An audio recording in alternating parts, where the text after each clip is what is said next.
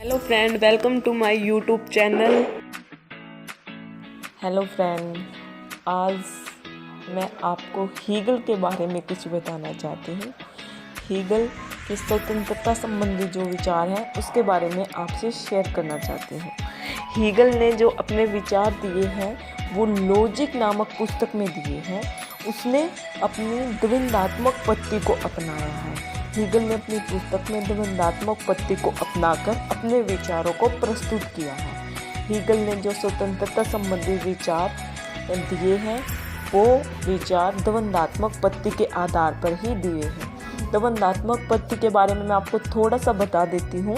जो द्वंद्वात्मक पद्धति है उसने अपनाई है, उसमें उसने वाद, प्रतिवाद और संवाद तीन विचारों को प्रस्तुत किया है, जिसके आधार पर वह स्वतंत्रता संबंधी विचारों को प्रस्तुत करता है। अगले टॉपिक में या अगले लेक्चर में आपको इसके बारे में खुलकर बताऊंगी कि द्वंद्वात्मक पद्धति उसने कैसे अपनाई है और क्या है।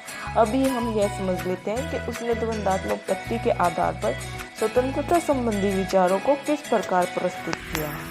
ठीक है, चलो आगे हम करते हैं स्वतंत्रता संबंधी विचार। देखिए, उसका ये कहना, हीगल का यह कहना है कि स्वतंत्रता सबसे महत्वपूर्ण है। स्वतंत्रता के बिना कोई भी व्यक्ति खुलकर अपना जीवन व्यतीत नहीं कर सकता। जो उसने अपने स्वतंत्रता के विचार दिए हैं उसने वो विचार अपने द्वंद्वात्मक पद्धति के आधार पर दिए, जो मैंने आपको बताया है कि वो तीन विचारों पर खड़ा है, वाद, प्रतिवाद और संवाद। तीन विचारों पर उसने ज़्यादा जोर दिया है। हीगल कहता है कि जो व्यक्ति राज्य की सभी बातों को नहीं मानता है वह कभी भी स्वतंत्र नहीं रहना चाहिए। उसके हिसाब में या हीगल के हिसाब में स्वतंत्र वही रह सकता है जो राज्य की सारी बातों को माने या राज्य में जो नियम लागू होते हैं उनके अनुसार ही अपना जीवन व्यतीत करे। इसके बारे में कुछ पॉइंट है वो बताती हूँ मैं आपको। स्वतंत्रता मनुष्य का एक मौलिक तत्व है। हीगल इस बात को मानता है कि स्वतंत्रता है जो मनुष्य का एक मौलिक तत्व है, जो जीवन में होना बहुत जरूरी है। हीगल यह मानता है कि स्वतंत्रता मनुष्य का एक मौलिक तत्व है। स्वतंत्रता मनुष्य के लिए इतना जरूरी है कि वह उसके बिना अपना जीवन व्यतीत नहीं कर सकता।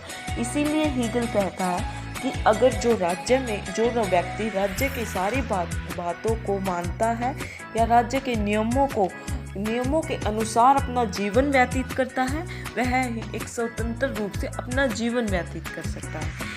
दूसरा जो पॉइंट है वो देखिए, हीगल की स्वतंत्रता का विचार फ्रांस क्रांति द्वारा प्रतिपादित स्वतंत्रता से भिन्न है।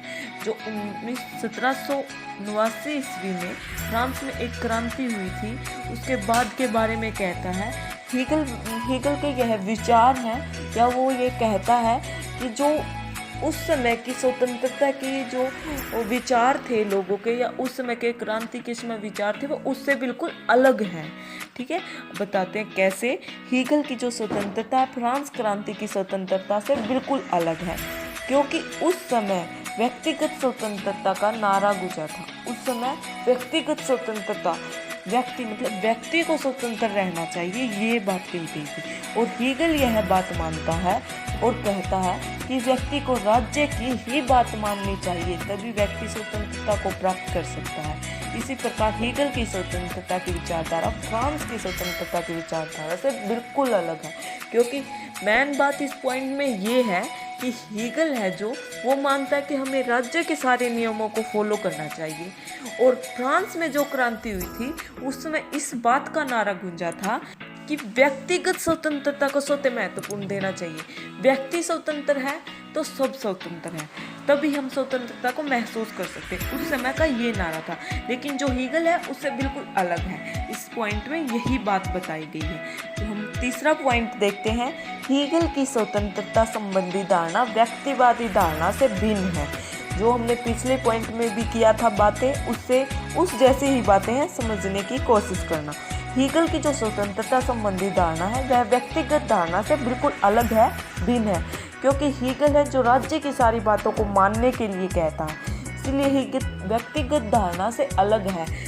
हीगल है जो व्यक्तिगत धारणा को गलत मानता है, उसको बिल्कुल सही नहीं मानता है। फोर्थ पॉइंट करते हैं, कांट की स्वतंत्रता नकारात्मक, सीमित और आत्मगत है। हीगल की जो स्वतंत्रता है वह बताता है कि हमें राज्य की आज्ञाओं को मानकर ही हम स्वतंत्रता को प्राप्त कर सकते हैं, लेकिन जो कांट है वो इसके बिल्कुल विपरीत है, इसके अलग है। वह इसे अलग बताता है कि जो हम स्वतंत्रता है वो हम इस प्रकार से प्राप्त नहीं कर सकते हैं। इसीलिए जो हीगल है वो कांट की स्वतंत्रता को अच्छा नहीं मानता है, वह उसको नकारात्मक मानता है, सीमित मानता है और आत्मगत भी मानता है। पांचवा पॉइंट करते हैं, व्यक्ति साध्य नहीं है। हीगल इस बात को गलत मानता है कि व्यक्ति साध्य है। हीगल मानता है या हीगल कहता है कि व्यक्ति तो एक साधन मात्र है। हीगल राज्य को ही साध्य मानता है, व्यक्ति तो उसे प्राप्त करने का एक साधन है। ठीक है, हीगल यह बात कहता है। छठा पॉइंट करते हैं, स्वतंत्रता एक सामाजिक लक्ष्य है। हीगल का मानना है, हीगल कहता है कि स्वतंत्रता एक सामाजिक लक्ष्य है। स्वतंत्रता हमें समाज में ही प्राप्त हो सकती है। हीगल कहता है कि राज्य की सारी आज्ञाओं को मानकर या उनकी रूल को फॉलो करके ही हम सामाजिक स्वतंत्रता को प्राप्त कर सकते हैं, वरना हम सामाजिक स्वतंत्रता कभी प्राप्त नहीं कर सकते। सातवां पॉइंट करते हैं, राज्य स्वतंत्रता की सर्वोच्च व सर्वोच्चतम अभिव्यक्ति है।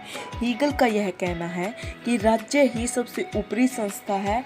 राज्य के द्वारा ही हम अपनी व्यक्तिगत स्वतंत्रता को प्राप्त कर सकते हैं।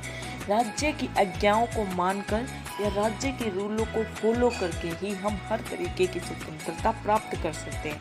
अगर हम राज्य की स्वतंत्रता, अगर हम इनकी आज्ञाओं को नहीं मानते हैं, राज्य की रूलों को फॉलो नहीं करते हैं, तो हम स्वतंत्रता के बारे में सोच भी नहीं सकते हैं।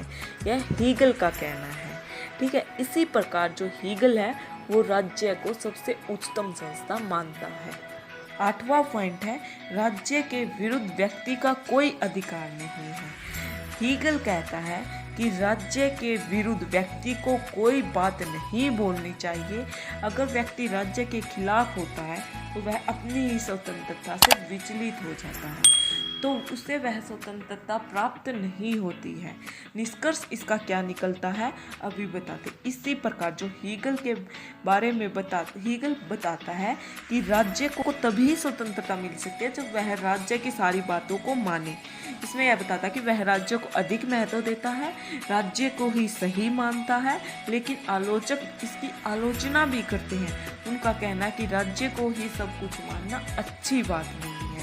राज्य को सब कुछ मानकर ही हम स्वतंत्रता प्राप्त नहीं कर सकते हैं। कई राजनीतिज्ञ यह बात भी कहते हैं, लेकिन जो हीगल है वह इसी बात को मानता है कि अगर हम राज्य को सारी बातों को मानते हैं या उसके अनुसार चलते हैं तभी हम स्वतंत्रता प्राप्त कर सकते हैं। तो आज का टॉपिक या आज का क्वेश्चन यहीं पे ख़त्म होता है।